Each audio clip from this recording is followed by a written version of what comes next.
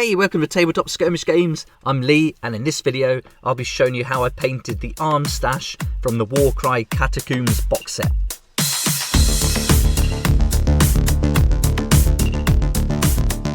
This is a great looking piece of terrain, and as I'd never painted any Warhammer terrain before, I left this to be one of the last pieces of the Warcry Catacombs set that I painted. Turns out it wasn't as hard as I thought it was going to be, and I just broke it down into the different sections. And we'll cover all that in the video here. This was coated with a base of necrotic flesh from Army Painter, and then once that was dried I put on a coat of contrast basilicanum grey to all the brick and stonework.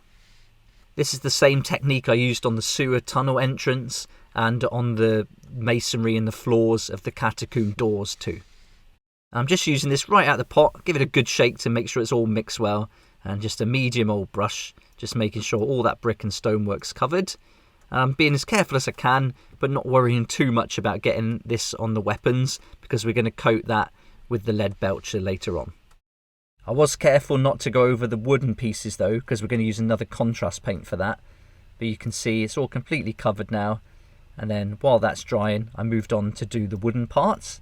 So I got the contrast wildwood, and this is a great paint for wood. It's a nice dark tone, and it covers really easily and gives a really nice finish. So these pieces of terrain, I'm just trying to get them tabletop ready, and so I'm just using paint straight out of the pot and applying it quite thick and generously. I'm being careful, but not thinking too much about getting a perfect piece. I just want something that's going to look really cool, and doing my best to make it look nice.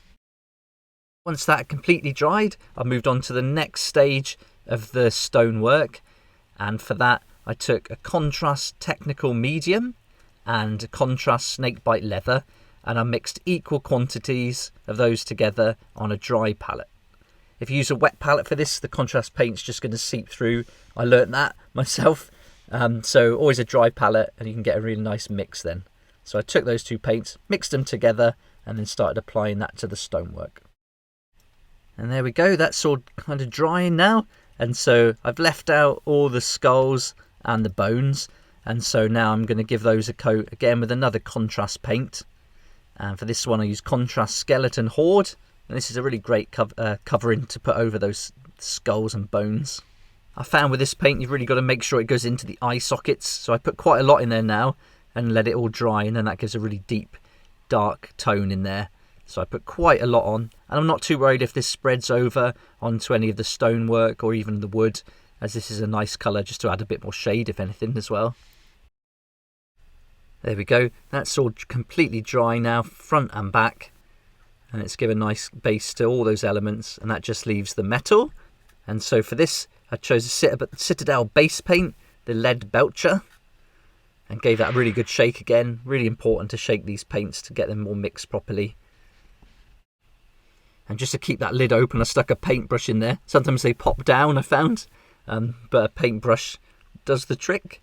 And then I'm just using it straight out of the pot with a damp brush, just an old medium brush. And I'm giving it all a coat over all the metal pieces, the shields, the axes, swords. Quite generous, but making sure I get right into those recesses and give it a good base coat. And there you can see that's all covered now. I've left out the bits that look like they're made of leather or bone and made sure I've gone over those little metal pieces at the back too. And now, while that's kind of almost dry, I just thought I'd finish off the stonework with some Shabti bone.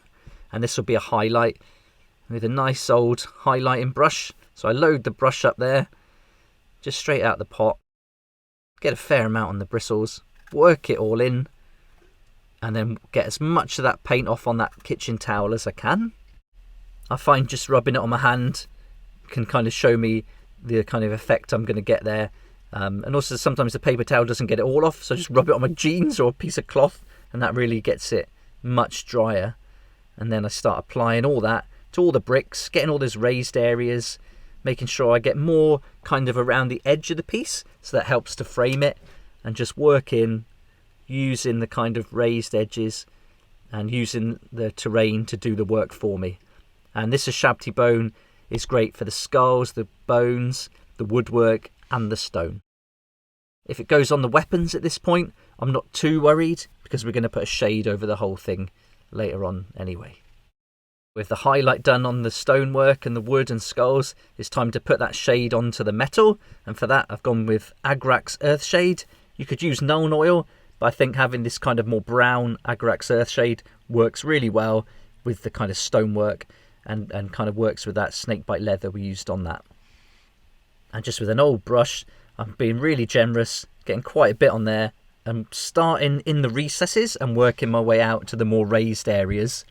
And so I'm trying to end my stroke where I want most of that to pool. And that's a really good tip I found online, that if you want more shade in certain parts, just end your brush stroke there. And then that's where the kind of the shades, even the contrast paints, are going to pool more than they will on the raised areas.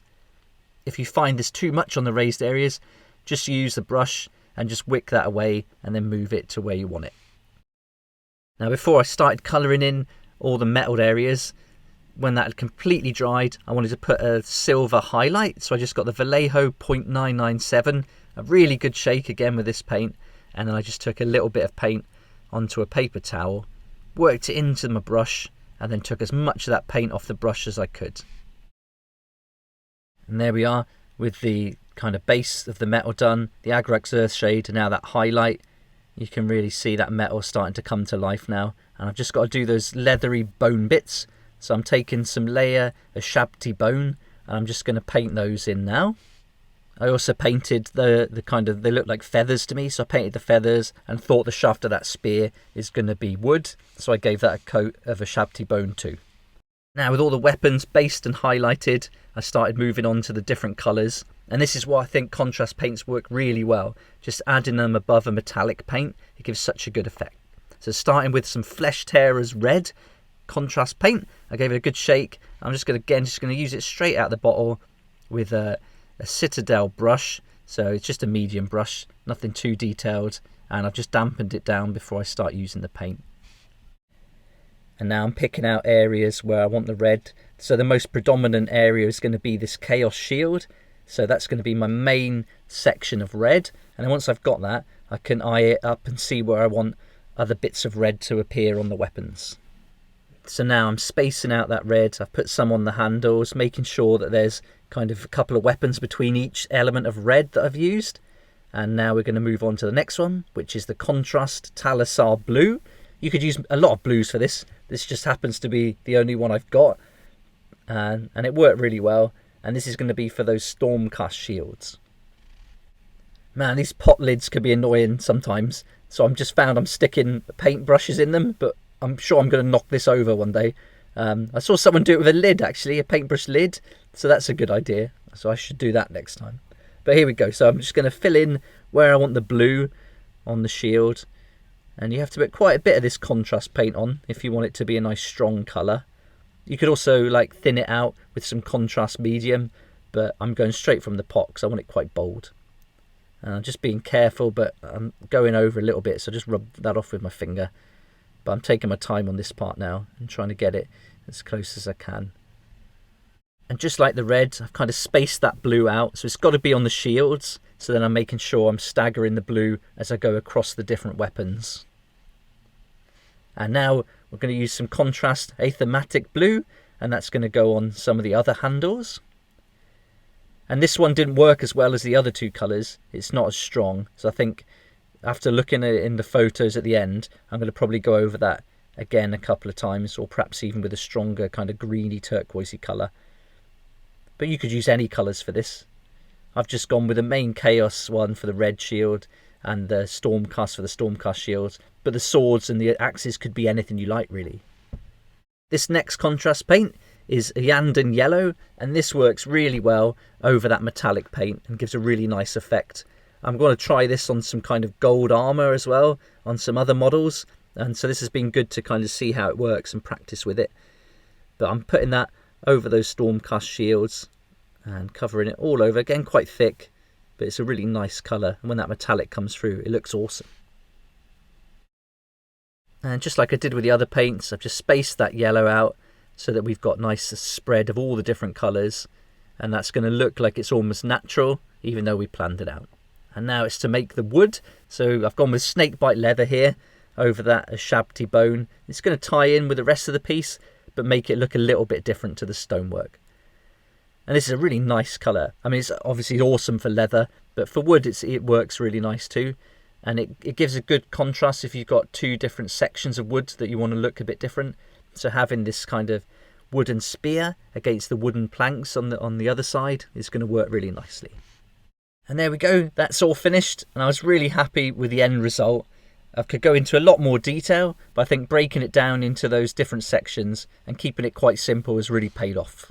My goal with this whole Warcry Catacombs set was to keep it simple, get it tabletop ready to a decent standard, and as it was my first time painting any Warhammer scenery like this, I didn't want to overcomplicate it and kind of try and do something that I wouldn't achieve. And this set came with some really cool scatter terrain, and I've used these same effects across them all. I've done some other videos of all the different kind of techniques that I've used on the sewer entrance, the bridges, the dungeon doors and the caskets, so check those out. I hope this video is helpful to you with your Warcry terrain. I'll put a link in the description below to a blog on my website where you can get the free paint recipe, and I'll also put links to all the paints I use in the description too. Let me know what you think in the comments below, and thanks so much for watching. Please like if you like the video, subscribe for more Warcry content like this, and don't forget to hit that notification bell to join me next time on Tabletop Skirmish Games.